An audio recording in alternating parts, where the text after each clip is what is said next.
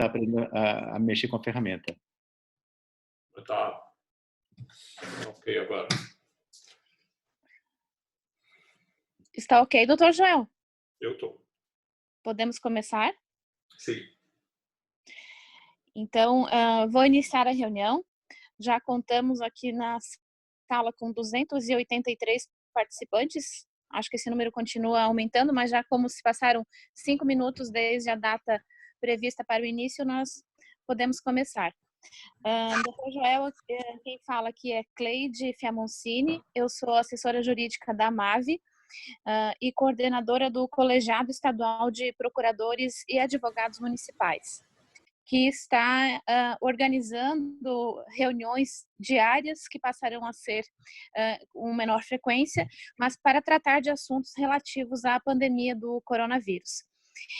Em nome do diretor da FECAM, Rui Brau, agradeço a sua presença e a presença de todos aqui nessa sala virtual. E deixa eu lhe colocar que o nosso colegiado vem tratando de assuntos, além de assuntos jurídicos, os mais diversos, né, para as administrações públicas municipais, e especialmente nesse momento, efetivamente, exaustivamente, vem trabalhando em relação às medidas a serem adotadas por força da pandemia. O nosso colegiado organizou e compôs 8 grupos de trabalho, dividido em assuntos específicos, né, e relativos às situações que têm que ser enfrentadas. Então, gostaria de lhe apresentar, Dr. Joel Menezes Nebura, é bastante conhecido aqui de todos, tenho certeza, não só no nosso estado, mas também em todo o Brasil. É uma honra lhe ouvir neste momento. Dr. Joel é doutor em Direito Administrativo, mestre em Direito, professor e ex-presidente do IDASC. Veio falar conosco, então, sobre os contratos administrativos em tempos de coronavírus. Vou solicitar, desculpa só interromper um pouquinho, mas vou solicitar a Juliana que coordene. Então, Juliana, toda essa parte de som aí, se tiver alguém querendo se manifestar, também de acompanhar o chat, se puderes colaborar, agradeço. Doutor Joel, a palavra é sua. Olha, pessoal, boa tarde. Eu queria agradecer o convite que foi feito pela FECAM e pela CEPAM para essa conversa de hoje sobre o que fazer em relação aos contratos administrativos. Tá tudo bem? Estão me vendo? Estão ouvindo bem? Eu estou... Tá, tá bom. Bom, então vamos lá, né? Essa pandemia do coronavírus é um golpe aí em tudo que se vinha fazendo, todo o planejamento que tinha a administração pública até então. Isso afeta a sociedade como um todo e afeta em cheio a administração pública em razão de diversos aspectos. Eu, na semana passada, eu fui procurado por alguns amigos, 2 amigos, né, que trabalham na administração pública e são gestores de contratos de entidades administrativas grandes, né? E eles são gestores de contratos de carteiras de contratos de terceirização de serviços bem grandes, né? Que tem, cada um deles, mais de alguns milhares de empregados dependentes desses contratos de terceirização de serviços, né? Nesses contratos de terceirização de serviço é um emprego maciço de mão de obra. E essas pessoas me ligaram semana passada, 2 pessoas, 2 amigos me ligaram, e assim, Joel, tá, pode falar, assim, claro, o que houve, posso ajudar vocês em alguma coisa? Assim, Joel, a gente queria a tua opinião a respeito do que fazer com os nossos contratos de terceirização de serviço em face de tudo isso que está acontecendo. Como é que a gente lidar com isso? E qual é o problema? Apresentaram basicamente dois problemas, 2 situações. O primeiro problema, a primeira situação era a seguinte: olha, a gente tem um contrato de prestação de terceirização de serviços, como limpeza, como vigilância, como monitor de escola, como transporte escolar, enfim, um contrato de prestação de terceirização de serviços. E em razão dessas medidas de restrição à circulação de pessoas e de restrição às atividades econômicas, o lugar onde esse serviço deve ser prestado ele não está funcionando, né? Todo mundo foi para o home office. Então, hoje em dia, a prestação desse serviço é desnecessária. E mais ainda do que desnecessária, é inviável, porque ainda que o sujeito não tem ninguém lá no órgão para fazer a limpeza, então não está sujando, não tem que manter esse contrato de prestação de serviço e limpeza, por exemplo. E as escolas estão fechadas, então não tem por que manter o contrato de prestação de serviços de transporte escolar. E mais do que isso, né? Mais do que desnecessário, esses contratos são inviáveis, porque não dá para prestar esses serviços dado todo o conjunto de restrições. Até os próprios empregados das empresas terceirizadas não conseguem se deslocar, não têm à sua disposição meios de transporte e, portanto, esses contratos tornaram-se muito rapidamente, praticamente do dia para a noite, desnecessários ou mesmo inviáveis. Então, esse era um problema. Segundo problema que me relataram foi o seguinte: afora tudo isso, né, essa crise do coronavírus impacta em cheio a arrecadação do poder público. Então, nós já estamos nos preparando para uma queda vertiginosa de arrecadação. Então, a gente vai ter menos dinheiro. A gente previa lá que tinha X, a gente já sabe que não vai ter X, a gente vai ter muito menos do que X. E aquilo que a gente vai ter ainda, dos recursos que nós vamos conseguir arrecadar, muito vai ter que ser realocado na saúde, para o combate ao coronavírus, para o combate à pandemia e para o tratamento dos infectados. Então, nós já estamos levando em consideração que meu órgão, a minha entidade da administração pública, a minha secretaria, que não é necessariamente ligada à saúde, que a gente vai ter uma diminuição drástica dos valores alocados para fazer frente aos contratos administrativos em geral. Portanto, a gente não vai ter dinheiro para pagar, para honrar os compromissos decorrentes desses contratos que já foram firmados. Por outro lado, esses meus dois amigos disseram praticamente a mesma coisa. Por outro lado, os contratos são desnecessários, tornaram-se desnecessários, ao menos temporariamente necessários ou inviáveis. A gente não vai ter dinheiro para fazer frente a esses contratos. E, por outro lado, a gente sabe que muita gente depende desses contratos. Esses contratos geram muitos empregos. Os contratos de terceirização de serviços, sobretudo, geram milhares de empregos.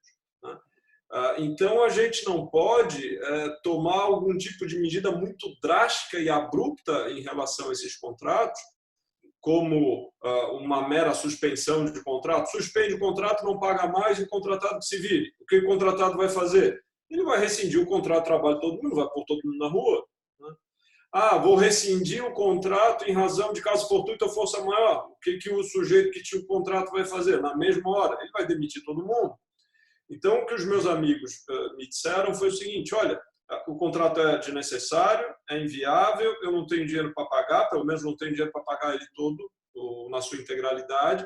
Agora, por outro lado, eu tenho sim uma grande preocupação com a função social dos contratos administrativos. A administração pública representa os interesses públicos, ela tem o dever de promover os interesses públicos, os contratos administrativos têm uma grande função social, uma importantíssima função social, e a gente não pode pura e simplesmente tomar uma medida que leve ao desemprego, especialmente num momento tão grave, num momento tão delicado, em que as pessoas estão tão vulneráveis quanto agora. Então, nós temos dois vetores. Nós temos dois vetores aí para trabalhar enfim, vocês estão vendo a minha tela, não? Ou está só a minha imagem? Não, doutor Joel, ela saiu. O senhor vai ter que compartilhar de novo. Saiu? Tá, deixa eu ver aqui. Compartilhar tela. Deixa eu ver como é que está aí. Agora voltou. Voltou? Tá. Então, deixa eu colocar aqui. Estão vendo o slide? O slide caiu. O slide caiu.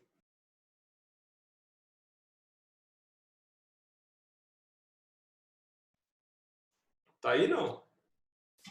Ainda não. Não. Aqui só... Agora foi? Agora o slide Agora sim. já caiu.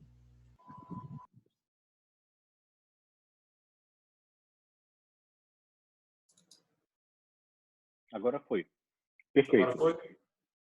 Tá. E melhor ainda, precisa no módulo de exibição do slide. Melhor ainda. Ah, que bom. Vocês conseguem me ver ainda ou só a tela? A Conseguimos te tela ver. e os... Dá para ver tudo. Ah, que bom. Então, enfim, o problema que me foi apresentado, somente a eu tela. acho que é o... Como? Bom, então o problema que me foi apresentado, que eu acho que é o problema de muita gente, envolve dois vetores, né? Um vetor que é a função social do contrato, né? Ou dos contratos administrativos, e dos contratos administrativos depende o emprego e, portanto, a subsistência de milhares de famílias que não podem ser desconsideradas pela administração pública, não podem ser entregues à própria sorte pela administração num momento tão grave quanto esse. E, por outro lado, o princípio da economicidade por parte da administração pública. Não faz sentido que a administração pública continue pagando por um contrato que ela não usa, ou existe um grande problema, um drama em relação à arrecadação da administração pública, que a administração pública não tem dinheiro mais para fazer frente à totalidade desses contratos. Então, me perguntaram o que deve ser feito, qual a solução para esse problema. Num primeiro momento, a gente olha para esses dois vetores e enxerga esses dois vetores como contrapostos. De um lado, a função social do contrato e, do outro lado, a economicidade, e eles rivalizam, eles não são harmonizados, eles brigam entre si. O grande desafio para a administração pública é conciliar, em relação aos seus contratos administrativos, esses dois vetores. De um lado, a função social do contrato, para preservar os empregos, do outro lado, o princípio da economicidade para a administração pública. Esse é o problema. A solução que nós devemos buscar em relação aos contratos administrativos é conciliar esses dois vetores, função social e economicidade. A equação é bem complicada, a equação é bem difícil. Precisamos buscar, então, as soluções. Diante de um problema como esse, que eu considero que é um problema difícil, antes de pensar propriamente na solução, eu acho que se deve pensar no método para alcançar a solução. Como é que eu vou, o que eu preciso fazer, o que precisa acontecer até que eu alcance o ponto em que eu esteja preparado para tomar a decisão a respeito do que fazer. Porque a decisão não vem assim, o problema é difícil, o problema é complicado, cada contrato tem o seu colorido, cada contrato tem as suas peculiaridades e portanto, não tem uma solução pronta, acabada, uma receita de bolo que sirva para todos. Então, acho que é muito importante pensar no método. Como eu vou chegar a essa resolução, a essa solução do problema? Já há alguns anos, fala-se muito, isso praticamente no mundo inteiro, não só no Brasil, de um novo marco teórico para o direito administrativo. Fala-se de uma administração pública dialógica, uma administração pública que procura o consenso, que conversa com o mercado, que prefere o acordo, que prefere a negociação, que prefere o consenso aos atos unilaterais de autoridade. Fala de um novo paradigma, de um novo modelo teórico para a administração pública. Repito, uma administração pública que dialoga. O método para se encontrar uma solução para esse problema atual em relação aos contratos administrativos, na minha impressão, na minha percepção, é através do diálogo. Nós temos aqui uma boa hora, uma grande oportunidade para colocar essa teoria de uma administração pública consensual, de uma administração pública dialógica em prática. Então, o que eu acho que deve ser feito em relação aos contratos administrativos?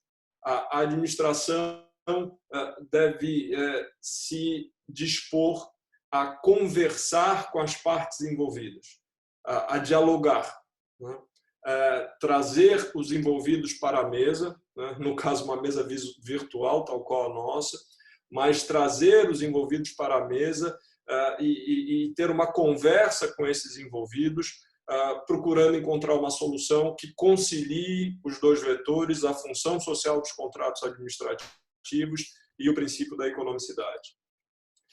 Eu tenho algumas sugestões operacionais a respeito de como esse diálogo deve ser conduzido. Há inúmeras técnicas que podem ser utilizadas para isso, técnicas de negociação, técnicas de mediação, design thinking, enfim, tem inúmeros instrumentos para que se conduza esse diálogo. Eu não sou especialista em nenhum deles, não sou especialista em mediação, em coisa que o valha, mas eu sugeriria aqui alguns passos para realizar esse diálogo, para abrir esse processo de negociação, sobretudo com os representantes dos contratados. Então, primeiro passo, na minha percepção, reunir os dados de todos os seus contratos relevantes. Então, eu sou lá de um município X, eu sou da Secretaria da Administração. Bom, quais são os contratos mais relevantes da Secretaria da Administração? Eu vou classificar, então, os contratos em grupos em razão do valor e do objeto, do segmento ou do objeto. Então, quais os meus contratos em razão do valor? Quais os contratos mais relevantes em face dos valores econômicos envolvidos?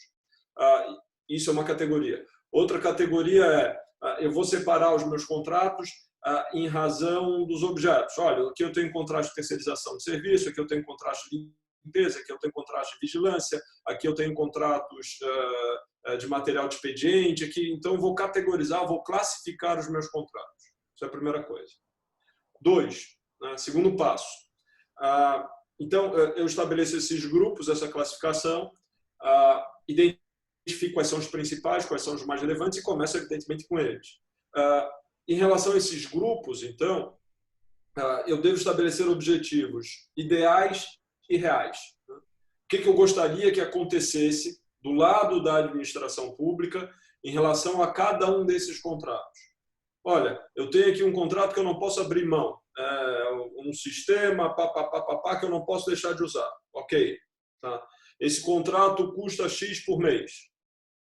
Eu preciso levar esse contrato a X menos 30%. Esse é meu objetivo ideal. Bom, se eu levar esse contrato a X menos 20%, não é o ideal, mas ok, eu poderia prosseguir com ele. Então, estabelecer de antemão objetivos em relação aos contratos, em relação à categoria dos contratos, conforme as necessidades, sob a perspectiva da administração. Terceiro passo. Então, convidar as pessoas, as partes, para estabelecer um diálogo, para estabelecer uma conversa. Então, de um lado, a administração, do outro lado, os representantes da empresa contratada. Também é importante convidar para esse diálogo, se tratar de contrato de terceirização de serviço, ou se tratar de contrato que envolve mão de obra mais maciça, convidar, se possível, os sindicatos das categorias, tanto o dos empregados quanto o patronal. Muitas soluções podem passar por acordos, podem afetar os contratos de trabalho. Então, é importante, eventualmente, seja necessário um acordo coletivo, um acordo ou convenção coletiva. Então, é interessante trazer essas pessoas, a depender do caso, deve-se avaliar cada situação, mas, em muitos casos, é interessante já abrir o diálogo com a participação dos representantes das entidades sindicais. Se as entidades sindicais não participarem, é interessante, talvez, nesses casos de mão de obra intensiva, de formar uma comissão entre empregados e convidar essa comissão, alguns representantes desses empregados, para participar do diálogo, para participar da conversa. Também é importante trazer o jurídico para a mesa. A solução a ser encontrada passa pelo jurídico. A solução envolve aspecto jurídico. Então, é o gestor do contrato, é o representante da empresa contratada, são os sindicatos e também o jurídico da secretaria, do órgão do município, algum procurador do município, alguém que possa corroborar e analisar as soluções que vão ser propostas sob a perspectiva jurídica. Então, vai se iniciar essa conversa. A estratégia que eu acho a melhor é compartilhar o problema. Você não vem com a solução. Você diz assim, olha, meus amigos, estamos aqui porque eu tenho um problema. Nós temos esse contrato, o valor desse contrato é um contrato que nós não podemos ficar sem, o valor desse contrato é X, eu estou sofrendo aqui um problema de arrecadação, eu não tenho mais X para pagar por esse contrato. Então, nós precisamos reduzir o valor desse contrato. Esse é o problema. Se continuar do jeito que está, eu não vou ter dinheiro para pagar. Então, isso vai ser pior para a empresa contratada, porque ela não vai receber, porque eu não vou ter dinheiro para pagar. A gente vai ter que dar um jeito de reduzir o valor desse contrato, a gente precisa chegar nesse patamar. Então, esse é o nosso problema. O problema não é meu, o problema é todo mundo que está aqui. E convidei a todos para que todos nós juntos possamos pensar numa solução, na solução que seja a melhor possível, tendo em consideração, tendo em vista dois vetores. Da justiça social desse contrato, da função social desse contrato, eu não quero que ninguém seja desempregado num momento como esse, e do princípio da economicidade para a administração pública. O nosso problema é conciliar esses dois vetores. A nossa solução, a solução para esse problema é justamente encontrar uma providência para dar conta desse contrato, para que esse contrato possa prosseguir com a conciliação desses dois vetores. Da função social do contrato administrativo e do princípio da economicidade. Compartilhar o problema. Fazer com que o problema seja compreendido como um problema de todos e fazer com que todos pensem na solução para que a solução seja de todos. Tentar encontrar ou criar um ambiente com uma participação colaborativa. Durante o diálogo, precisa cuidar muito para não perder a convergência. Se um lado puxar muito para cá e outro para cá, daqui a pouco a gente tem um conflito, é um litígio. A ideia é que esse diálogo não parta da premissa de que seja um diálogo de conflito, de litígio, mas, repito, uma participação colaborativa, uma soma de esforços para resolver um problema que é comum. Durante o diálogo, eu acho que, sobretudo os gestores dos contratos, o pessoal da administração pública, precisa estar bem aberto às sugestões. Não exclua as sugestões de antemão sem uma boa reflexão sobre elas. Mesmo aquelas sugestões que pareçam ser heterodoxas. O momento é de crise, nós não vivemos num tempo normal e, portanto, é muito provável que para resolver os problemas nós precisemos encontrar alguma solução heterodoxa, uma solução criativa.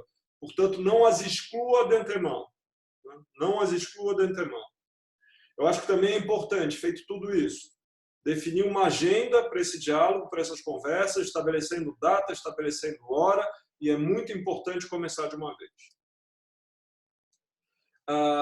Eu falei há pouco de que seria interessante convidar os sindicatos para participarem dessa conversa, especialmente terceirização de serviço, e em todos os contratos que envolvem mão de obra maciça, eu acho que é bem interessante convidar os sindicatos, no mínimo convidar. Porque é muito provável, nesses contratos que envolvem mão de obra maciça, que a solução afete o contrato de trabalho da empresa contratada com seus empregados. Então, você vai ter que fazer um acordo que envolva, que abranja administração, empresa contratada e os seus empregados. Daí a importância dos sindicatos virem para a mesa. E é legal que se faça uma negociação coletiva e que a solução encontrada, isso é uma possibilidade, que ela seja formalizada por meio de um acordo ou convenção coletiva. Há uma compreensão de que esses instrumentos de negociação coletiva eles são burocráticos, lentos, demora muito para acontecer, mais atrapalha do que oferece solução. Isso até pode ser verdade, e eu acho até mesmo que, via de regra, é verdade. Agora, tem um lado positivo num momento como esse, num momento de crise como esse. O artigo 611 da CLT prescreve que a Convenção Coletiva de Trabalho ele tem caráter normativo, ou seja, ele é norma. Ele é norma. Ele vincula as partes, ele vincula terceiros. Ele é como se fosse uma lei.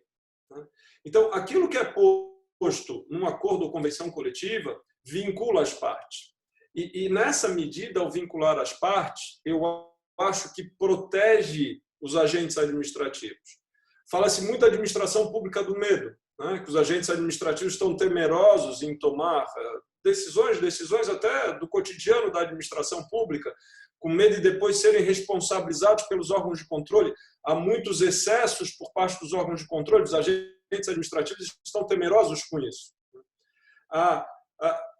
Formalizar o acordo ou fazer com que o acordo se sustente, tendo por base um acordo ou convenção coletiva, protege o agente administrativo. Porque aquilo é norma. Se o órgão de controle vem depois questionar, você vai dizer, não, mas eu fiz de acordo com o acordo ou convenção coletiva, que tem caráter normativo, que vincula. O argumento, o questionamento eventualmente feito no futuro por parte do órgão de controle, ele se fragiliza muito com isso. E nessa medida, o acordo ou convenção coletiva pode blindar, pode proteger os agentes administrativos em face de questionamentos futuros por parte dos órgãos de controle, especialmente se na solução para o problema, né, na negociação, a medida que se resolver tomar, seja alguma medida heterodoxa, alguma medida não usual, alguma ação diferente daquela que se costuma fazer. Então, eu acho que nesse momento a negociação coletiva ela pode ser bastante benéfica, pode ser bastante positiva, pode proteger o acordo, pode proteger toda a negociação e, sobretudo, pode blindar os agentes administrativos. Eu queria dizer a vocês, eu não sei se todos sabem, mas o Conselho Superior da Justiça do Trabalho, ele editou, acho que foi semana passada isso, essa recomendação 01/2020, com diretrizes excepcionais em razão da pandemia do coronavírus para o emprego de instrumentos de mediação e conciliação de conflitos individuais e coletivos em fase processual e fase pré-processual por meios eletrônicos e videoconferência. Ou seja, a Justiça do Trabalho está preparada para ajudar a quem interessar, inclusive a administração pública, na mediação e na mediação e na conciliação desses conflitos. E isso tradicionalmente se faz depois que uma ação judicial trabalhista é proposta, né? Não antes. Essa recomendação ela inova porque ela tem muita ênfase, ela dá muita ênfase na mediação e na conciliação a ser feita pela Justiça do Trabalho nessa fase pré-processual. Ou seja, não tem processo judicial nenhum, não tem ainda um litígio formalizado, apresentado à Justiça do Trabalho. A Justiça do Trabalho está pronta para, antes do processo, ajudar a resolver essas situações. Então, acho que pode ser um bom instrumento, pode ser uma boa alternativa para a administração pública. E aqui, inclusive, vai blindar muito mais os agentes administrativos, né? Se um acordo ou convenção coletiva já blinda, imagine um acordo ou convenção coletiva que foi mediado por um juiz do trabalho. Então, eu imagino que a proteção seja muito maior. É o caso, repito, especialmente na terceirização de serviços e nesses contratos que envolvem emprego de mão de obra maciça, de procurar a Justiça do Trabalho para estabelecer um processo de mediação e conciliação. Essa recomendação visa estimular isso, né? Para estimular os juízes do trabalho a intervirem, a participarem desses processos de diálogo que acontecem no Brasil inteiro hoje em dia, né? Essas negociações a respeito do que fazer com os contratos, não só com os contratos administrativos, também com os contratos privados. Bom, feito isso, né? Então a minha recomendação é: vamos dialogar. Vamos chamar para a mesa as partes envolvidas, os sindicatos, o jurídico, vamos compartilhar o problema e vamos tentar encontrar juntos a melhor solução. Vamos, eventualmente, envolver a Justiça do Trabalho nesses contratos em que há emprego maciço de mão de obra, como terceirização de serviços. Ok, essas são as balizas gerais. Agora, o que a gente vai fazer? O que a gente tem à disposição para tentar resolver esse problema? O que fazer com os contratos administrativos? Até agora, conversando com muita gente, o que eu vi que as pessoas têm feito até esse momento, sobretudo as empresas, é dar férias aos seus empregados, é conceder férias, inclusive de períodos aquisitivos futuros, ou seja, antecipar as férias. Não sabem o que fazer. Hoje saiu a medida provisória que, enfim, que dá um caminho, né? Mas até então ninguém sabia muito bem o que fazer. Eu acho que até hoje não sabem muito bem o que fazer. Então, bom, não sei o que fazer, estou lá com o meu estabelecimento parado, estou com o meu estabelecimento fechado, ou o contrato administrativo foi interrompido, foi suspenso, não se sabe muito bem o que fazer. O que se faz? Dá férias. Antecipa as férias. Olha, essa não é uma solução definitiva. Férias não vai resolver o problema em definitivo. Salvo se essas restrições relacionadas à pandemia do coronavírus durarem poucos dias, se resolverem em 1 ou 2 semanas daqui para frente.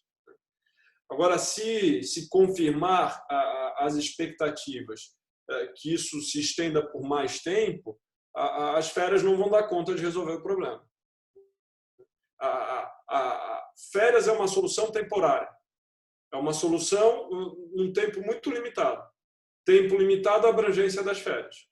Acabaram as férias, o problema volta para o seu colo. Talvez o ponto positivo das férias é que você ganha justamente um tempo. Né? Pelo menos o período das férias você ganha um tempo lá e você pode pensar no que fazer, abrir esse diálogo e tentar encontrar uma solução melhor e uma solução definitiva. O ponto negativo das férias é que as férias não resolvem o problema econômico por parte da administração pública, porque em período de férias, enfim, o contratado vai ter que pagar lá suas obrigações trabalhistas e, eventualmente, a depender do caso, até os adicionais relacionados às férias. Então, o problema econômico não resolve. Com as férias se ganha um tempo para pensar melhor no que fazer. E é isso que tem sido feito até agora. Uma outra coisa que pode ser cogitada, né, uma outra alternativa que pode ser pensada pela administração, cogitada pela administração, é a suspensão dos contratos administrativos. Você tem um contrato, o contrato está vigente, está sendo cumprido, em razão aí da pandemia, em razão dessas medidas de restrição à circulação de pessoas e de restrições às atividades econômicas, como os contratos durante essas medidas são desnecessários ou mesmo inviáveis, eu vou suspender, então, esses contratos administrativos. A suspensão dos contratos administrativos encontra suporte, encontra fundamento na Lei 8666/93, mais precisamente no parágrafo único do artigo 8º.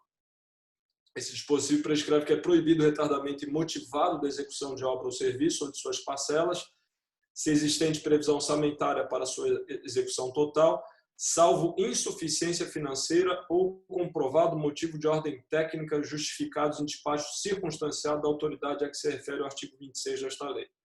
Então, essas questões relacionadas ao coronavírus envolvem aspectos financeiros e envolvem também questões de ordem técnica. Por via de consequência, o parágrafo único do artigo 8º da Lei de Licitações serve como fundamento para a suspensão desses contratos. E, inclusive, é bom dizer que se a administração pode suspender os contratos unilateralmente, ela não precisa do acordo do contratado para suspender os contratos. E suspenso o contrato, o contratado ele não tem muito o que fazer em relação a isso, ele não tem muitas medidas para se opor à suspensão. A lei também de licitações, a Lei 8666/93, no seu artigo 78, inciso 14, prescreve que o contratado pode pleitear a rescisão do contrato se a suspensão ultrapassa 120 dias. O prazo tem que ser maior do que 120 dias. E ele só pode pedir a rescisão se não se tratar de caso de calamidade pública, grave perturbação da ordem interna ou guerra. E estamos vivenciando um caso de calamidade pública reconhecida pelo Congresso Nacional. Ou seja, o contratado, mesmo depois de 120 dias, dentro do quadro atual, ainda assim, né, mesmo depois de 120 dias, ele também não poderia pleitear a rescisão. O contrato, então, permaneceria suspenso pelo prazo que fosse, né, até cessar essa situação de calamidade pública causada pela pandemia do coronavírus. A suspensão dos contratos é uma medida que resolve o problema do lado da administração pública sob a perspectiva do vetor da economicidade. Sob a perspectiva do vetor da economicidade, é uma ótima solução, porque suspende o contrato, a administração não paga mais. Então, por esse lado, muito bem, ótimo. Agora, a suspensão, a pura e simples suspensão do contrato, ela não prestigia minimamente, ela desconsidera por completo, ela não atende, em qualquer grau, o vetor da função social do contrato. Porque se você pura e simplesmente suspende os contratos, o que a empresa contratada vai fazer? Né? Ela tem um contrato suspenso, ela não vai mais executar o contrato, ela não vai mais receber, né, porque não está executando o contrato. Então, o que ela vai fazer? Ela vai demitir todo mundo. Né? Ela vai demitir todos os seus empregados, todos os seus funcionários. Então, você prestigia o lado da economicidade por parte da administração, só que você não atende minimamente o lado da função social do contrato. Então, não me parece que a pura e simples suspensão do contrato seja a solução. Repito, a nossa solução, o nosso problema é conciliar a função social do contrato, preservar os empregos e a economicidade. A pura e simples suspensão, você leva em consideração só a economicidade e você não leva você não dá a mínima atenção à função social desses contratos. Mas é uma opção que se abre para a administração pública.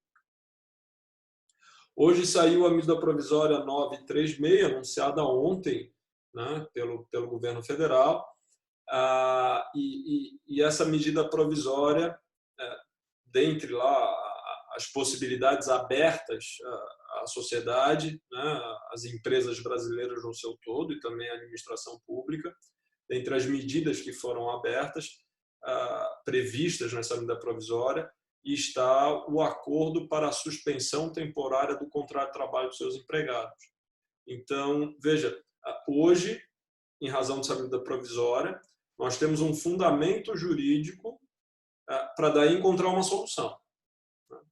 Para levar em consideração tanto a economicidade quanto a função social dos contratos, que é acordar, né? Negociar, conversar e acordar com as partes envolvidas uma suspensão casada. Você suspende o contrato administrativo junto com a suspensão do contrato de trabalho por parte da empresa contratada e os seus empregados. Ou seja, de acordo com a medida provisória, essas pessoas não são mais demitidas, né? O que a medida provisória prescreve? A medida provisória prescreve que os contratos de trabalho podem ser suspensos e, durante o período de suspensão, os empregados, os contratos de trabalho são só suspensos, eles não são demitidos, e os empregados eles vão receber valores da Previdência Social, como se estivessem desempregados, como se fosse um seguro-desemprego. E se prevê também que o empregador pode arcar com uma espécie de ajuda de custo nesse período. A depender do salário dos empregados, ele inclusive tem a obrigação de fazer isso, arcar com essa ajuda de custo, dar uma contribuição para complementar esse rendimento que vem da Previdência Social.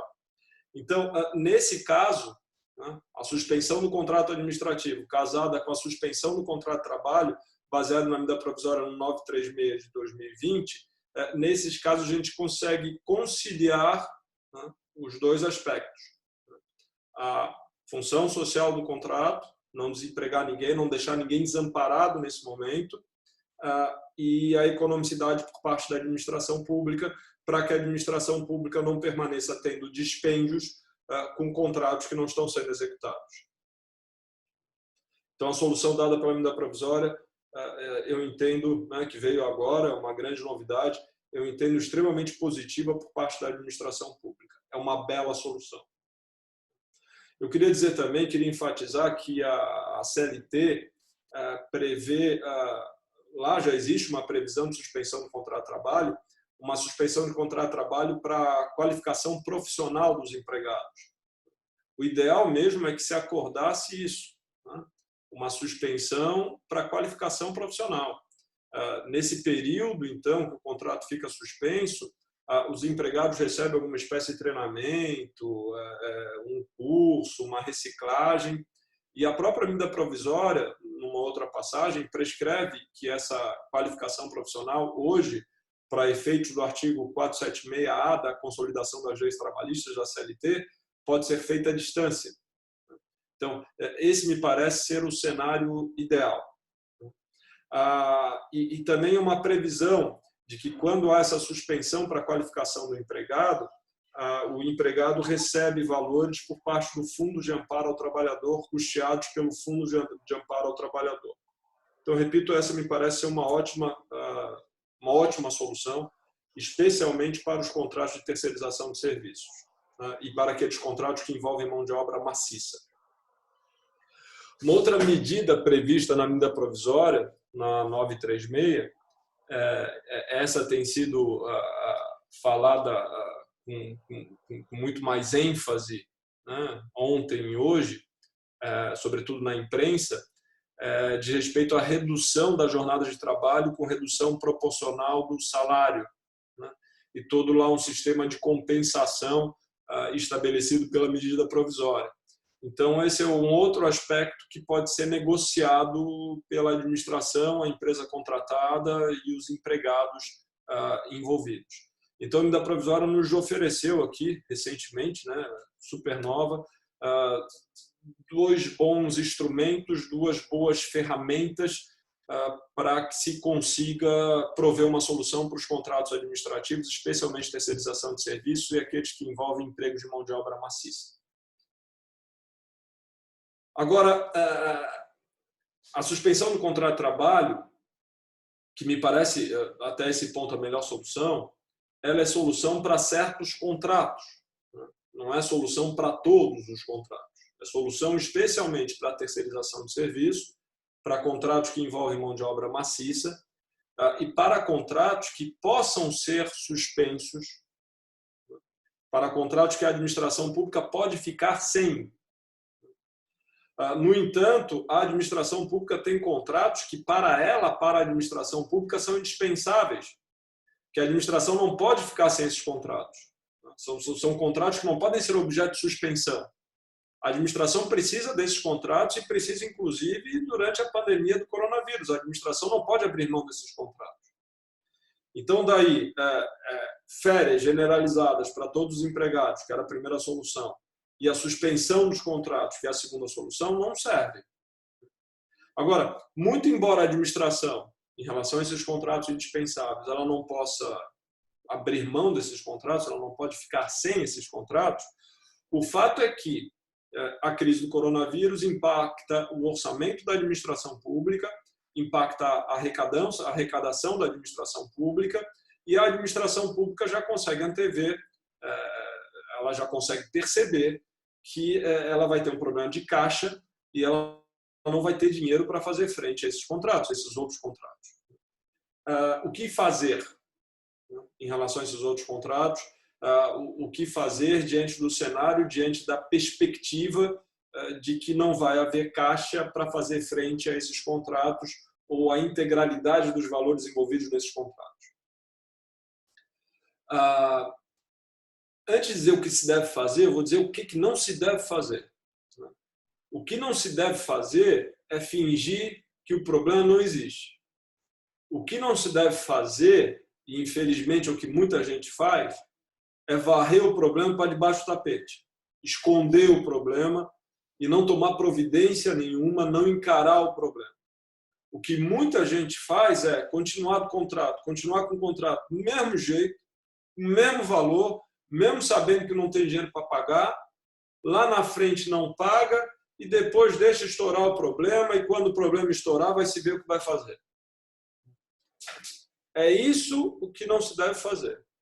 Detectado o problema, identificado o problema, olha, eu tenho um contrato, não posso ficar sem, esse contrato custa X, eu não tenho mais X para pagar esse contrato, eu vou ter X menos tantos por cento. O que eu tenho que fazer? Eu tenho que enfrentar esse problema, eu tenho que ser proativo para encontrar uma solução para esse problema. E nesses casos, a solução passa, na minha percepção, portanto essa é uma sugestão, nesses casos, a solução passa por uma remodelagem desses contratos. A Lei 8666/93, no seu artigo 65, ela prescreve que os contratos podem ser alterados e essas alterações podem ser qualitativas e quantitativas. as alterações quantitativas elas se limitam a 25% do valor inicial atualizado do contrato, as quantitativas. No entanto, a própria lei prescreve que as alterações quantitativas supressivas, ou seja, para reduzir a quantidade daquilo que foi contratado, e consensuadas, ou seja, em que há o acordo do contratado, com a concordância do contratado, elas podem ultrapassar 25%. Ou seja, supressão com a qual o contratado concorda pode ir para além dos 25%, pode ser maior do que 25%, pode ser 30%, 40%, 50%, 70%, o percentual que for do contrato original. Afora essas alterações quantitativas, nós temos as alterações qualitativas. Mexer na qualificação, nas especificações técnicas, na qualidade daquilo que é prestado, no modo como é prestado, na técnica que é empregada.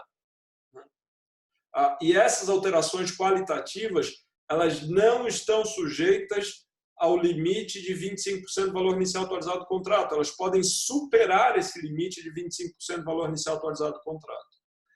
A respeito dessas alterações qualitativas, nós temos uma decisão muitíssimo importante do Tribunal de Contas da União, que é a decisão 215/99, uma decisão bem antiga, uma decisão paradigmática.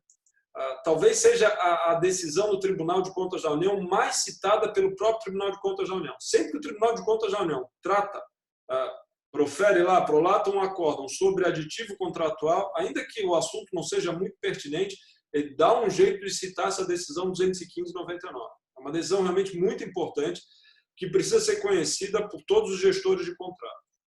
Essa decisão ela foi provocada por uma consulta formulada à época, lá na década de 90, pelo então ministro do Meio Ambiente, Gustavo Krause. Tinha lá uma obra pública, eles precisavam promover uma alteração qualitativa superior, significativa de monta superior a 25%, então ele resolveu fazer uma consulta ao Tribunal de Contas da União. Posso fazer uma alteração qualitativa acima de 25% do valor inicial atualizado do contrato? Posso em que termos? Sob quais condições? Em razão disso é que o Tribunal de Contas da União prolatou essa decisão 215/99. Eu escrevi aqui no texto 216, mas é 215, tá? 215/99. E nessa decisão o Tribunal de Contas da União reconheceu que as alterações qualitativas consensuais podem sim ultrapassar 25% do valor inicial atualizado do contrato. O Tribunal de Contas da União firmou ali, estabeleceu algumas balizas para isso, para que isso ocorra. O Tribunal de Contas da União disse, olha, para que haja uma alteração acima de 25%, é necessário demonstrar que houve um fato imprevisível à época da contratação, algo de novo, que te leve a promover assim, uma alteração tão drástica, tão significativa. É o caso, não tem dúvida nenhuma. A pandemia do coronavírus é um fato imprevisível, um fato de alto impacto portanto, não tenho dúvida nenhuma de que a pandemia do coronavírus é, sim, justificativa para que se promovam alterações mais substanciais nos contratos administrativos, alterações qualitativas que, inclusive, ultrapassem os 25% do valor inicial atualizado do contrato. Então, o que eu sugiro em relação a esses contratos administrativos que a administração não pode suspender porque não pode ficar sem, né? Há contratos que são indispensáveis, a administração não pode ficar sem, mas, por outro lado, a administração já vê que não vai ter dinheiro para fazer frente a esses contratos. O que eu sugiro que seja feito é chame o contratado, chame as partes, chame o jurídico e abra um processo de diálogo, abra uma conversa, compartilhe o problema e somem esforços para encontrar a solução para esse problema. Eu sou advogado e como advogado, eu sou professor de alguns cursos de licitações e contratos. Normalmente, nesses cursos, o público é o pessoal da administração pública. Então, quando eu dou esses cursos, eu tenho muito contato com o pessoal da administração pública, né? A gente conversa, e, enfim, compartilhamos as experiências e os problemas, as dificuldades. Como advogado, eu normalmente atendo as empresas privadas, as empresas que contratam com a administração pública. Então, eu tenho uma boa experiência com esse outro lado da mesa. E eu posso dizer a vocês que as empresas contratadas, eu acho que isso é um tanto quanto óbvio, as empresas contratadas, elas têm uma percepção totalmente diferente sobre os contratos da percepção dos gestores do contrato, da percepção da administração. O olhar delas é diferente, elas enxergam o contrato sobre um outro ângulo, elas têm uma outra compreensão sobre o contrato. Um dos defeitos na gestão dos contratos, isso desde sempre, não é agora com essa pandemia do coronavírus. Uma coisa que eu sempre achei que faltava, em regra geral, a administração pública fazer, foi conversar mais abertamente com os seus contratados, com os representantes das empresas contratadas, para saber, olha, como é que você acha que está? Nós podemos melhorar esse contrato? Será que ele pode ser otimizado? Será que a gente consegue um resultado melhor? Eu acho que, de uma maneira geral, falta a administração pública sentar com os seus contratados para tratar dos seus contratos e colher sugestões a respeito dele. Isso de uma maneira geral.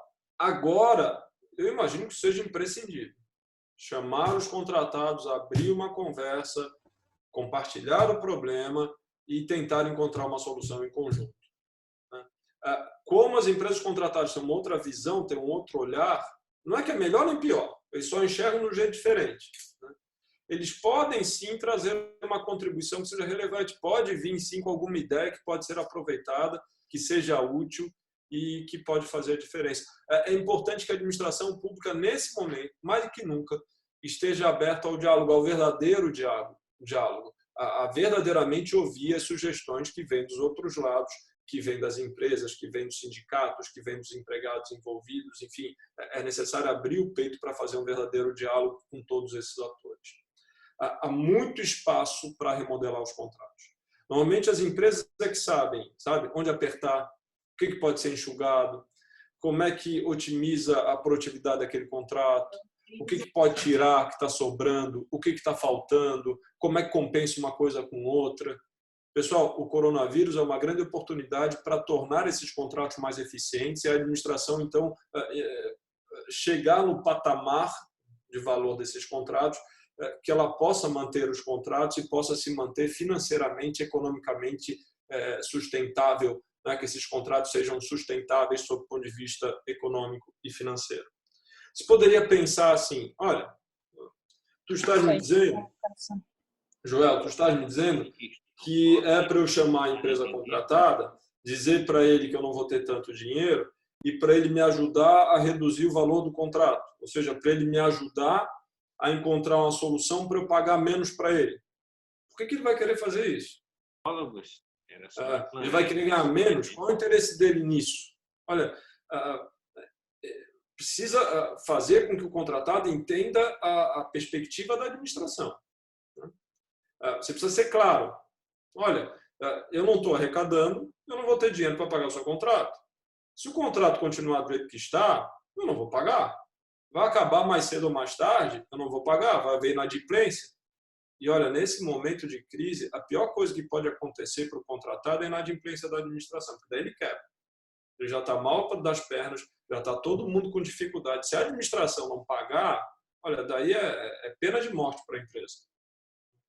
Então, se você souber conduzir esse diálogo, se você souber expor a ele a situação, o problema, que o problema é comum, ele vai sim se empenhar em encontrar uma solução que possa otimizar o seu contrato para que o seu contrato caiba no seu bolso, né, diante das restrições orçamentárias decorrentes dessa epidemia do coronavírus. Bom, meus amigos, cada contrato administrativo tem a sua peculiaridade, tem o seu colorido. Eu falei isso antes, falei no início, eu não tenho uma receita de bolo, eu não tenho uma solução pronta e acabada que sirva para todos os contratos. De uma maneira geral, o que eu acho é que eu tenho certeza que essa pandemia do coronavírus afeta em cheio a administração pública e afeta em cheio os contratos administrativos. Muitos se tornam temporariamente desnecessários ou inviáveis e, afora isso, de uma maneira geral, a administração pública vai passar por um problema sério de caixa e não vai ter dinheiro para fazer frente aos seus contratos administrativos como se houvesse um clima de normalidade. Então, a administração pública não pode varrer ou tentar varrer o problema para debaixo do tapete, não pode esconder, não pode fingir que o problema não existe. Um gestor público responsável, hoje, o que tem que fazer? Ele tem que ser proativo, tem que encarar o problema e buscar a solução. Qual o método? Né? O que eu acho que deve ser feito? Em primeiro lugar, deixe claro quais são os vetores. Na minha percepção, os vetores hoje que se impõem para a administração pública, de um lado, função social dos contratos. Eu não posso tomar medidas que agravem a situação social, que gerem mais desemprego. Eu não posso deixar as pessoas desamparadas hoje. Isso é uma preocupação da administração pública. Segundo vetor, economicidade para a administração. O problema é conciliar essas duas coisas. O desafio é conciliar a função social desses contratos e a economicidade. Esse é o grande desafio que se impõe, que se apresenta hoje para os gestores dos contratos. Cada contrato, repito, tem a sua peculiaridade. Cada contrato tem a sua solução. A solução para um contrato não é a mesma solução para um outro contrato.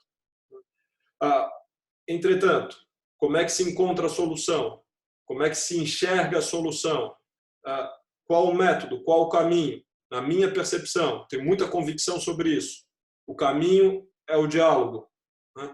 Precisa conversar, estar aberto à conversa, expor claramente os problemas, compartilhar os problemas, inaugurar um processo de diálogo colaborativo. Envolve mais gente. A solução pode vir dos outros. Né? Não sejamos arrogantes, não vamos pensar nós, a administração, que temos sempre a solução para tudo. Vamos estar abertos às conversas. Né? Pode vir muita solução boa do outro lado, das outras partes envolvidas. O caminho é o diálogo. Como é que a gente vai encontrar a solução nesse diálogo?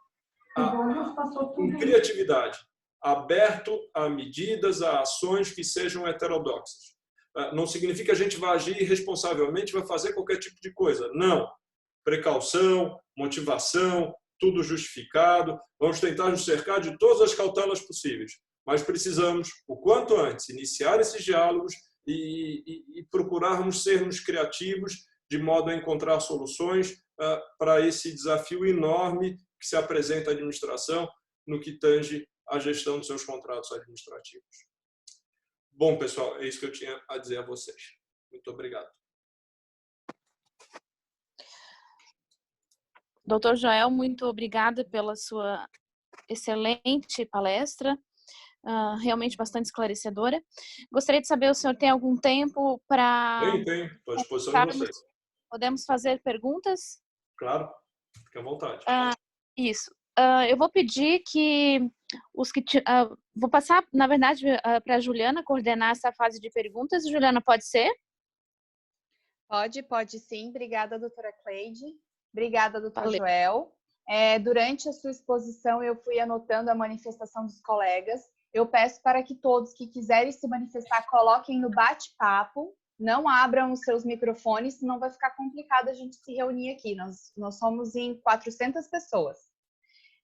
Então, doutor Joel, durante a sua fala, eu anotei aqui. Teve uma pergunta do Alenberto, que diz o seguinte: seria interessante, para dizer o menos, que os órgãos de controle da administração pública também estejam antenados com essa nova administração consensual. Foi um comentário dele. O senhor quer fazer alguma consideração? Olha, tem se falado muito sobre essa administração pública consensual. Né? Eu acho que os órgãos de controle têm participado dessas discussões que acontecem em plano acadêmico, mas os órgãos de controle com certeza frequentam congressos, seminários, encontros e têm acesso a isso. Mas eu acho que todos os gestores de contrato nesse momento precisam tomar providência em relação aos seus contratos, ficam com medo, ficam com receio do que vai ser, né, como é que os órgãos de controle vão encarar essas providências, aquilo que vai ser feito. Né? E eu acho que o medo, o receio é inteiramente justificável. Em face do que vem acontecendo nos últimos anos, em face dos exageros dos órgãos de controle dos últimos anos, é para ter medo mesmo, para ter receio. Né? De uma maneira geral, não é só em razão da pandemia do coronavírus, o que eu digo, né, sempre que sou convidado para falar sobre o assunto, a minha sugestão é, olha, faça o que tiver que fazer, né, procure soluções criativas, só que tome o cuidado de motivar muito bem tudo que você faz, sobretudo aquelas soluções mais heterodoxas. Motive bem. A motivação, na minha percepção, é a chave para a proteção dos agentes administrativos. E eu divido a motivação em motivação técnica, econômico-financeira e jurídica. Ou seja, você precisa de uma explicação técnica do porquê daquela solução, porque que aquilo é melhor do interesse público. Você precisa de uma solução, de uma explicação econômico-financeira, de uma motivação econômico-financeira, mostrar que o que você vai pagar para o sujeito é o preço de mercado, que o sujeito não vai receber mais do que lhe seria devido, e uma motivação jurídica, um bom parecer jurídico, um parecer jurídico que efetivamente discorra sobre o assunto, não aqueles pareceres assim super sintéticos que praticamente não falam nada sobre nada, mas um parecer assim aprofundado, com fundamento em doutrina e jurisprudência. Então, se você tem essas três coisas, uma boa motivação técnica, uma motivação econômico-financeira e também uma boa motivação jurídica, eu acho que dá para seguir com uma certa tranquilidade, dá para tomar as decisões, encontrar as soluções, resolver os problemas da administração pública, voltar para casa à noite, colocar a cabeça no travesseiro e dormir tranquilo. Na minha percepção, tem que cuidar motivação. Eu acho que com isso a gente minimiza muito esse problema dos órgãos de controle, né, esse medo a respeito de como os órgãos de controle vão interpretar e qual a visão que eles vão ter no futuro. Certo, obrigada, doutor Joel. Tem mais uma pergunta do doutor Jean. Ele questiona, doutor Joel, não compreendi situação de aplicação da medida provisória nos órgãos da administração pública. Pode enfatizar essa situação? O que acontece? Uma solução, eu não tenho um contrato de terceirização de serviço. Por exemplo, um contrato de transporte escolar. Tem uma empresa que pega as crianças na área rural e leva para a escola. Não tem mais escola, enfim, a escola está lá, mas enfim, as aulas foram suspensas, então a empresa não tem que pegar ninguém, não tem que levar ninguém para lugar nenhum. Só que o meu contrato está lá. O meu contrato está vigente. A empresa não está pegando lá as crianças porque o município, porque o Estado suspendeu as aulas. Então, o que a administração pública pode fazer? Ela pode suspender esses contratos. Por exemplo, esse contrato de transporte escolar. Ela unilateralmente pode dizer lá um ato, o contrato está suspenso. O contrato está suspenso. O contrato está suspenso significa que o contratado não vai receber mais. Então, ele tem lá uma série de motoristas que ele emprega, ele tem lá o investimento que ele fez nos veículos, etc. E ele não vai mais receber. Ele vai receber lá pelo que ele fez, a última parcela, e dali para adiante, no período de suspensão, não vai mais receber. O que esse contratado vai fazer? Na mesma hora que vem a suspensão, ele vai pegar lá todos os motoristas e vai demitir todo mundo. Então, isso vai gerar desemprego. Então, nessa perspectiva, a gente atende o princípio da economicidade por parte da administração, mas não atende a função social do contrato administrativo, porque a administração pública vai estar contribuindo, nesse caso, para gerar desemprego, para agravar a situação social, inclusive dentro do próprio município. E o ideal, a solução desejada é conciliar os dois vetores, a economicidade e a função social do contrato administrativo. Então, a mera suspensão pode resolver do lado só da economicidade da administração, não olha, não atende à justiça social do contrato administrativo, que gera desemprego. Daí, o que fez o governo federal nessa medida provisória? Ele previu a possibilidade de suspender o contrato de trabalho da empresa contratada com os motoristas.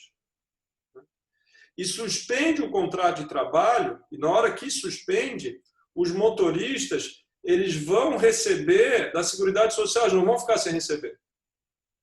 E afora isso, pode-se negociar para que a própria empresa ainda faça uma ajuda de custo, ainda pague uma espécie de contribuição, uma espécie adicional de compensação para os motoristas.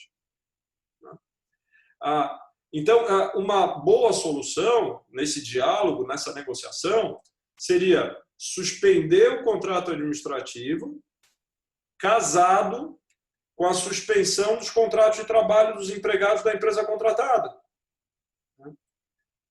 Ou seja, você suspende o contrato administrativo e a empresa contratada suspende o contrato de trabalho dos empregados dela, de modo que eles vão receber valores da Seguridade Social e ainda se poderia acordar da empresa pagar uma ajuda de custo para os motoristas. E nesse acordo geral, seria possível até que a administração pública, no acordo, seria possível até que fazer a previsão que a administração pública pagasse alguma coisa para o contratado, contribuindo nessa ajuda de custo, ou mesmo ela oferecendo essa ajuda de custo. Ou até a hipótese dela oferecer ajuda de custo diretamente aos empregados da empresa contratada.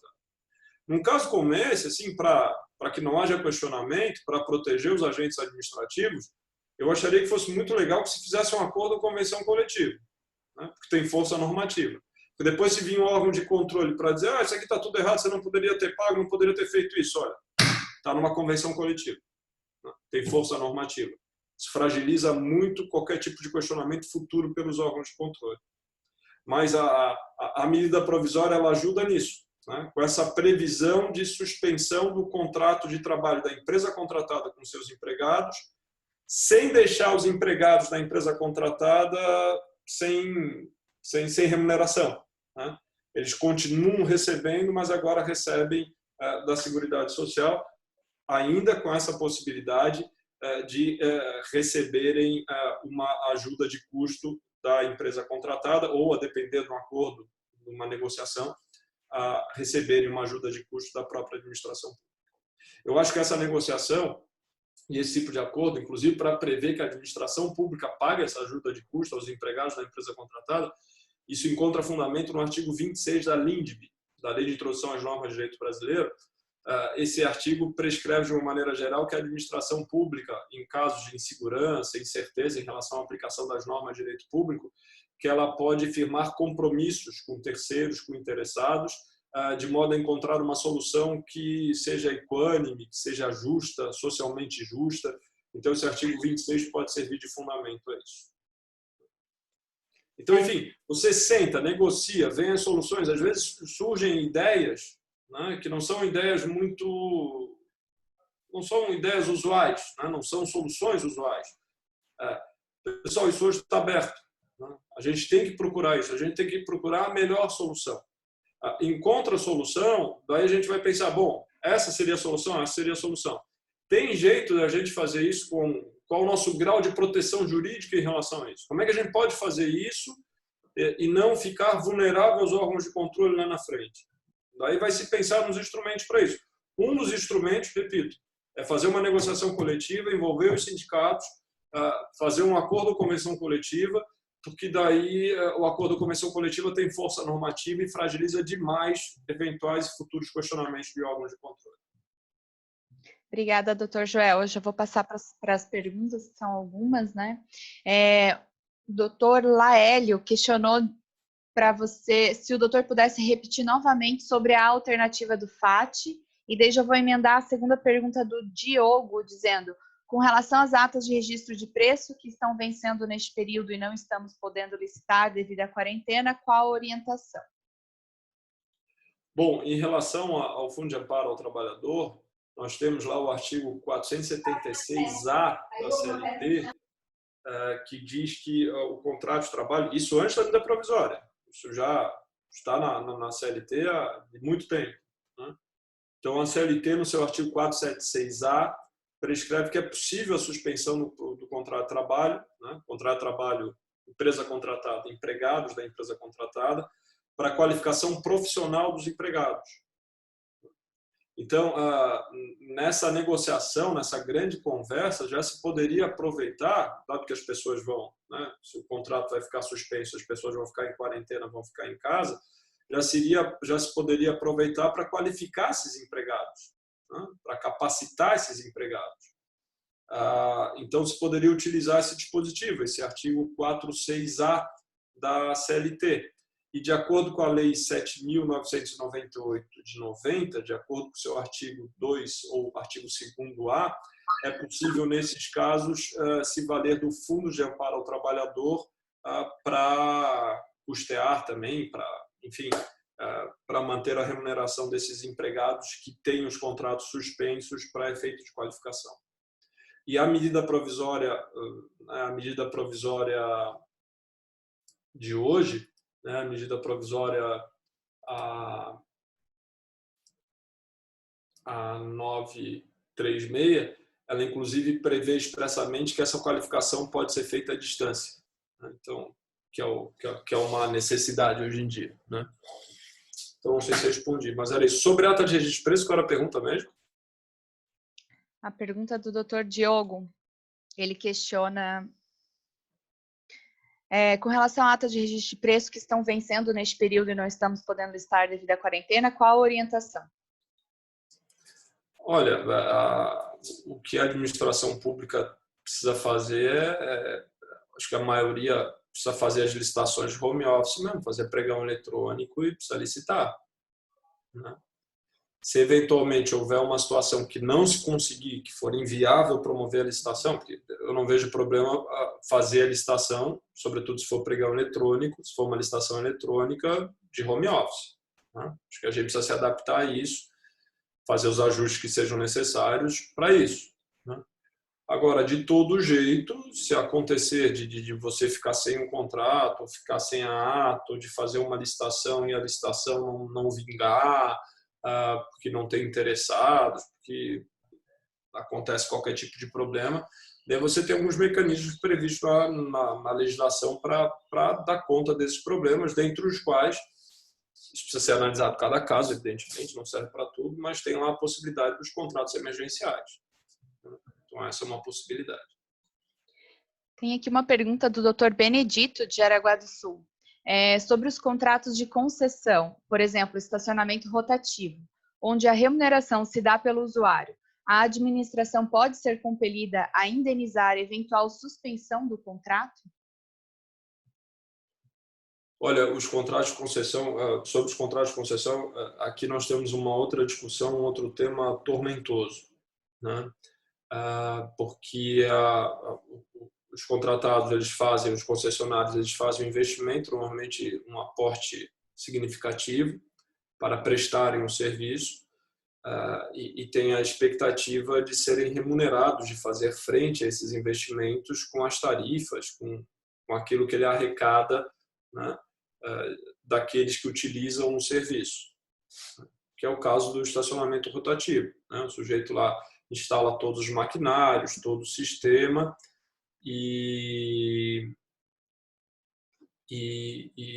enfim, e ele tem uma projeção de uma arrecadação em face daquilo que é pago pelos usuários. Se há uma frustração de receita em razão da pandemia, em razão de uma determinação do Estado de restrição à circulação de pessoas, em princípio, o concessionário, inclusive, tem direito ao reequilíbrio econômico financeiro desse contrato. Então, esse é um ponto muito delicado também. Eu acho até uma sugestão aí, é o caso até de se programar uma outra conversa só sobre isso, né? Sobre o que fazer com esses contratos de concessão. É necessário que se negocie daí o reequilíbrio desses contratos, a revisão desses contratos. Isso pode ser feito de diversas maneiras, né? Não é necessário que a administração pague diretamente ao contratado. Pode-se aumentar a tarifa, que também não é desejável. Pode-se prorrogar o prazo do contrato, né? Você tem um contrato lá de 20 anos, você pode dar mais 1, 2, 3 anos, quanto for, né, necessário para compensar os prejuízos ao concessionário. Você pode postergar algum tipo de investimento previsto no contrato de concessão. Então, os contratos de concessão são muito afetados também por essa crise aí provocada pela pandemia do coronavírus e merecem toda a atenção da administração. Obrigada, doutor Joel. Pergunta da doutora Liliane. Boa tarde. Sobre as renovações de contratos continuados, que o contrato prevê a atualização pelo índice do INPC, podemos atualizar os valores? Olha, os contratos eles são mantidos, né? Então, os contratos vão ser aplicados, vão ser respeitados e cumpridos pela administração.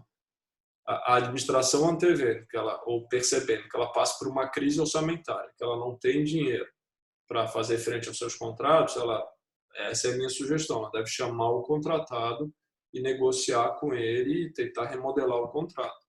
Dentre as coisas que podem ser negociadas é a não aplicação do índice de reajuste ou a postergação desse reajuste. No entanto, isso dependeria da concordância do contratado, isso tem que ser negociado. Se está no contrato que o contratado tem direito ao reajuste depois de tanto tempo, né, ultrapassado aquele tempo, ele tem sim direito ao reajuste. Para que a administração pública não conceda o reajuste ou não pague o reajuste, é necessário que o contratado concorde. Daí a importância da administração chamar o contratado e abrir uma negociação, um diálogo com ele. É possível que ele abra mão, mas ele precisa concordar. Doutor Joel ainda tem disponibilidade para estar conosco? Tem mais algumas perguntas. Tá. O jurídico de... não vi aqui o município. Ele questiona quais os riscos da suspensão contratual, indenização, direito adquirido e como minimizá-lo. Uma pergunta bem... Suspensão do contrato administrativo, quando você suspende o contrato administrativo, num ato de suspensão, é importante que você trate dos custos que o contratado vai ter com a desmobilização. Então, ele está mobilizado para prestar o serviço, então você vai suspender em princípio por um prazo indeterminado. Então, você precisa, você vai ter que avaliar isso, né? Ele vai desmobilizar ou ele vai permanecer mobilizado? Desmobilizar significa o quê? Ele vai demitir os empregados dele, ele vai rescindir contratos com fornecedores, ele vai rescindir contratos, eventualmente, com aluguel de equipamento. Isso é desmobilização. A administração pública tem que indenizá-lo a respeito desses custos de mobilização. Então, na hora da suspensão do contrato de trabalho, é bom que isso seja levado em consideração e, inclusive, que seja apontado pela administração quais são os valores que devem ser indenizados. O melhor é chamar o contratado, de novo, caminho ao diálogo. O melhor é chamar o contratado, sentar com ele e, olha, a gente precisa suspender o contrato, sei que você vai ter um custo de mobilização, por favor, me apresente quais seriam esses custos em tanto tempo, dá 1 ou 2 dias para ele apresentar esses custos ou o tempo que for necessário, avalie esses custos e negocie com ele. Mas o contratado tem sim direito à indenização no caso de suspensão do contrato, ele deve ser ressarcido com esses custos não previstos por ele inicialmente de desmobilização. Depois, quando você retoma o contrato, ele vai ter que se mobilizar de novo. Quando ele se mobiliza de novo, pode ser que ele tenha custos extras. Nesse caso, nessa hipótese, você também vai ter que indenizar o contratado. Todas essas indenizações podem ser negociadas e dentro do processo de negociação é bem possível até que o contratado abra mão totalmente de indenização. Isso depende de um processo de negociação. O diálogo aqui é fundamental. Pergunta de Paulo Guilherme. Boa tarde. Então, o Acórdão 215/99 ampara em situações como a presente, em acrescentar mais de 25% do contrato? Obrigado, doutor Joel. A gente tem que separar as alterações quantitativas das qualitativas. A decisão 215/99 fala das alterações qualitativas. Portanto, que você não aumenta a quantidade do que foi contratado. Você altera o modo como aquele objeto vai ser executado, as especificações técnicas, o que deve ser feito pelo contratado. Não é a quantidade. As alterações qualitativas podem ultrapassar os 25% do valor inicial autorizado do contrato. As quantitativas, em relação aos acréscimos, estão limitadas a 25%. Em relação às supressões, se você vai negociar para reduzir a quantidade que foi contratada, as supressões unilaterais são limitadas a 25%, ou seja, quando o contratado não concorda. Agora, no entanto, se o contratado concorda, daí as supressões podem também ultrapassar os 25%. Tá? Agora, alteração quantitativa para cima, para crescer, é 25%. O que está fora de 25% são as alterações qualitativas. E aqui a gente tem um campo enorme para trabalhar em relação às alterações qualitativas. Aqui que vale você chamar o contratado e dizer, meu amigo, precisamos reduzir o valor desse contrato, preciso chegar a tanto, hoje é tanto, preciso chegar a tanto, conto contigo. O que a gente pode fazer? Como é que a gente pode manter esse serviço da melhor maneira possível, sem prejuízo para a administração, com o menor prejuízo possível, alcançando esse valor aqui, que é o que eu tenho para lhe pagar. Essa conversa me parece fundamental. Convencer o contratado dele colaborar nesse processo, nessa negociação, nessa solução, me parece muito importante. Tem argumento para isso. Obrigada. Pergunta de Marcos Gertler. Temos os contratos de transporte coletivo, por exemplo, que sua remuneração ocorre em razão da utilização por parte dos usuários.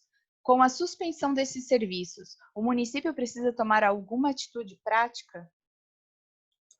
Olha, a suspensão desses serviços afeta o equilíbrio econômico desses contratos e é importante, então, que se chame os concessionários para tratar do reequilíbrio, né? O que pode se fazer para reequilibrar esses contratos, né? Para fazer frente a esse desatendimento das expectativas normais do contratado em relação ao fluxo de receita, que são decorrentes de um ato da administração pública do Estado que impediu, que, né, obstaculiza a circulação de pessoas e as atividades econômicas.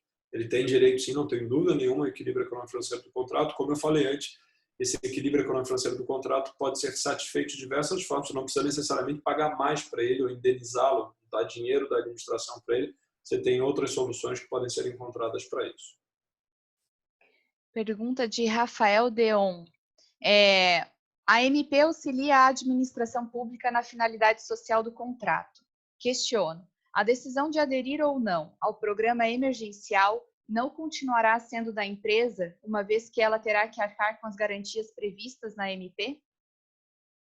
Sim, é da empresa, mas eu acho que você pode chamar, o que eu estou dizendo é o seguinte, é importante uma solução que seja fruto de um diálogo, de uma conversa, para que a solução cubra todas as pontas. E para que a administração pública cuide, ela zele também da função social do contrato, para que ela cuide, para que ela zele pelo emprego dos munícipes. Né? A gente está falando do município.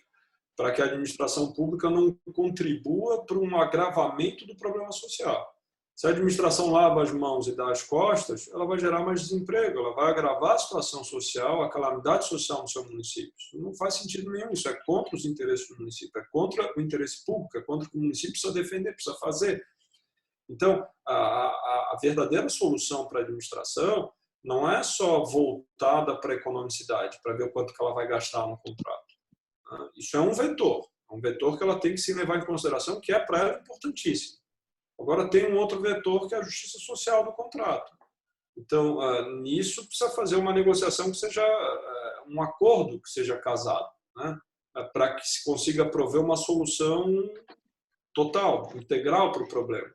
Uma solução que resolva o interesse econômico da administração e que contemple essa função social do contrato, que não leve ao desemprego dos empregados da empresa contratada. E daí essa solução pode passar pela suspensão dos contratos, dos contratos de trabalho da empresa contratada dos seus empregados, e isso pode ser negociado pela administração. Olha, vou suspender o seu contrato administrativo, aqui vou fazer um acordo, você se compromete a suspender os contratos de trabalho dos seus empregados, eles vão receber tanto de acordo com a norma tal, fora isso vamos prover uma ajuda de custo de tanto, isso tudo pode ser negociado, né? Vamos criar aqui um sistema, um programa de qualificação, de capacitação. Então, hoje é muito importante, diante dessa questão social, que a administração pública pense no problema num todo, né? Não só sob o vetor da economicidade para si. Pergunta, o usuário não disse o nome. Quando forem pregão presencial, não devemos publicar novos editais enquanto não houver expediente na prefeitura, protocolo, departamento de licitações, etc. Questionamento. Olha, se está fechado, se são aquelas atividades que estão fechadas, né, que o trabalho acontece em home office, você não deve mesmo. É pregão eletrônico. Você tem que partir para o pregão eletrônico. Pergunta, em relação aos pedidos de rescisão de contrato em virtude de alegações do fornecedor não possuir ou estar com dificuldade em encontrar o produto para fornecer, como agir nessas situações para evitar o desabastecimento de produtos essenciais? Olha, eu acho que no momento como esse não se pode adotar nenhuma solução muito radical. Tem que ter sensibilidade para analisar esses casos. É preciso averiguar se realmente o fornecedor não consegue, há uma escassez do produto no mercado. É natural que haja, né? até porque é um problema de transporte, de logística. Se há essa dificuldade mesmo, é um caso fortuito ou força maior, né, que escusa, né, que livra o contratado de qualquer tipo de sanção, qualquer tipo de pena, qualquer tipo de responsabilidade patrimonial perante a administração. Então, é hora de sentar e de conversar e de encontrar uma solução conjunta. A pergunta da doutora A possibilidade, só para completar, de uma dispensa emergencial, né? Existe essa possibilidade, não é para todos os casos, tem que ser analisado situação por situação, mas existe também essa possibilidade para a administração pública não ficar desabastecida. Mas eu acho que a melhor solução é conversar. Eu ia fazer a pergunta da doutora Drisiane, mas é no mesmo sentido. Ela questionou nos casos de o contratado não entregar produto adquirido, alegando que o produto está em falta. Por exemplo, máscara de proteção. E vai nesse sentido que o doutor acabou de responder, né? Ele teria uma justificativa para não entregar, que é o caso fortuito força maior. Pergunta de Gustavo Henrique, assessor jurídico da Prefeitura Municipal de Laguna.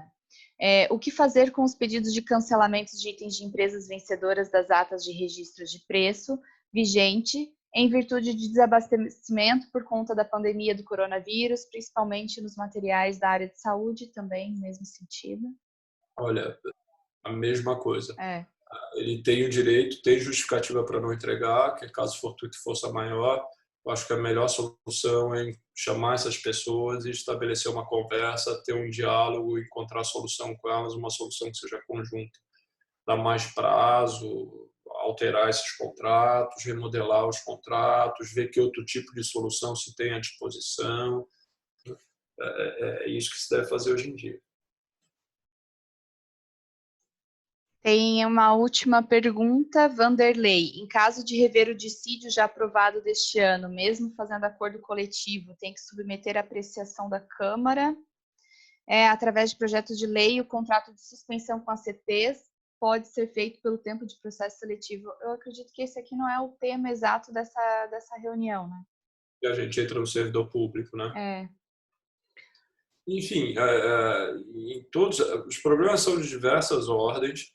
E é hora de chamar as pessoas, chamar os atores, chamar as pessoas envolvidas, que seja necessário a Câmara de Vereadores, que seja necessário o sindicato, que seja necessário a Justiça do Trabalho. Falei, existe uma recomendação do Conselho Nacional da Justiça do Trabalho para que a Justiça do Trabalho atue proativamente, que ela se apresente para ajudar a resolver esses conflitos. Então, enfim, que se chame todo mundo a uma mesa virtual e que se negocie uma solução. A gente vai precisar disso, mais do que nunca. Estamos precisando. Obrigada, doutor Joel. Vou passar a palavra para a doutora Cleide, coordenadora.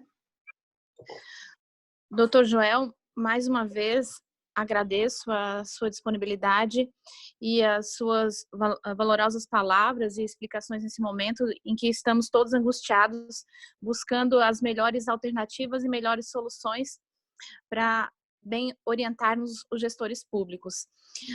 Dr. Magno, gostaria de usar a palavra por algum momento? Não, gostaria só de agradecer ao Dr. Joel e a todos aqueles que estão presentes, a parceria, a contribuição nesse momento. Sem dúvida alguma, as diretrizes, as luzes lançadas nesse momento de incerteza nos dão uma grande segurança nos caminhos a seguir. Só gostaria de lembrar, em especial quem é de Santa Catarina, que há uma intensa interlocução com o Tribunal de Contas do Estado, com o Ministério Público Estadual, para tentar encontrar soluções que possam nos fornecer algum tipo de segurança nesse sentido.